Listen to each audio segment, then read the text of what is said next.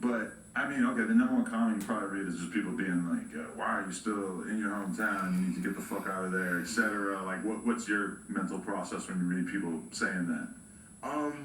I definitely understand. I agree. Mm. You know, when I get off this probation and parole shit, I'm definitely leaving. And you know, I talk to my probation officer this time around. Thank God I have good probation officers, both in Maryland and DC. And I talk to them about it all the time, and they agree. You know what I'm saying? But you know, they have supervisors as well, and you know, but it's definitely in the works. I will be moving out of DC soon, man, because it's getting crazy, and like the hatred. Like, you know, I never understood how select niggas could wait. Like, man, I'm waiting on this nigga to come home. Man, I gotta start something with this nigga. This nigga gonna be my ticket for me to elevate to, you know what I'm saying? Knowing what me and my niggas is into. And I feel like if you from Washington, D.C., and you know what me and my niggas is into, and you start something with us, I feel like you want us to do time, because you know what we about.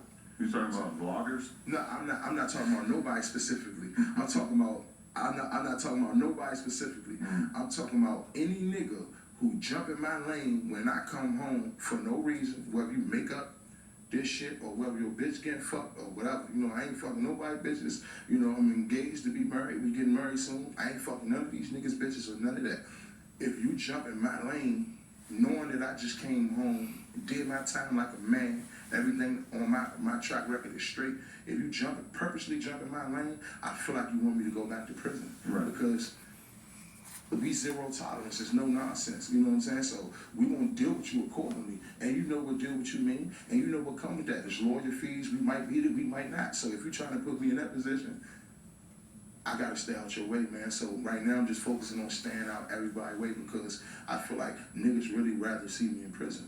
Yeah, because there's like two things that are kind of becoming more common, which is actual snitching and basically like dry snitching as a form of content creation. Exactly. Both of these are happening like side by side. It's like a weird new world to live in, and you missed a big chunk of it, realistically. Yeah, you know? did. Thank God. Yeah. And, but I am seeing it now. I am currently seeing people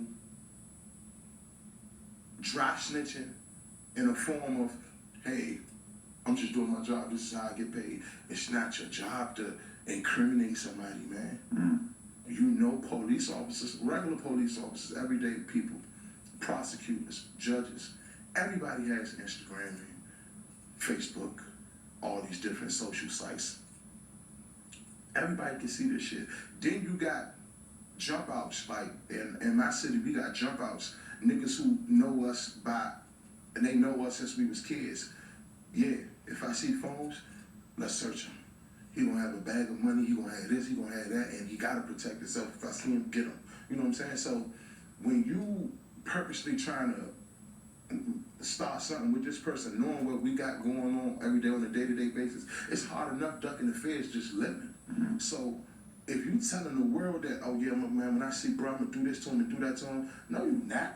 If you was, you would have never put that on the internet, bro. I just came from over the jail and out the feds with niggas, man, when you beef, it's a secret. Me and you beefing, nobody gotta know me and you beefing. You trying to kill me when you see me, I'm trying to kill you when I see you. Right. The world don't need to know that. That's evidence. If you really intended on taking somebody's life, the last thing you'd want to do is document yourself saying that you'd like to do this. Yeah. You know what I'm saying? That's why I don't take none of that shit serious, because I know what real men are, and a lot of things that I'm saying, it's not what real men do. You know what I'm saying? So if it don't apply, I let it fly, man. I've been letting a lot of shit go lately because I know what I'm on. And when I go to prison, I see who I really hurt. Outside of me, I live like a kingpin. I eat steak, Popeyes, I got cell phones, we having sex, we doing whatever the fuck we want in prison. But my kids and my family is really hurting because I'm spending my savings now, because outside of streaming and YouTube, and you know, somebody might pay me to post on my page or some shit like that. Outside of that, ain't no money coming in. I'm spending all my savings, commissary, phone money. I gotta pay this officer, that officer. It's too much. You know what I'm saying? So I see who I'm hurting when I leave. So therefore, we doing everything in my power not to leave. You know what I'm saying? And you come out of prison with this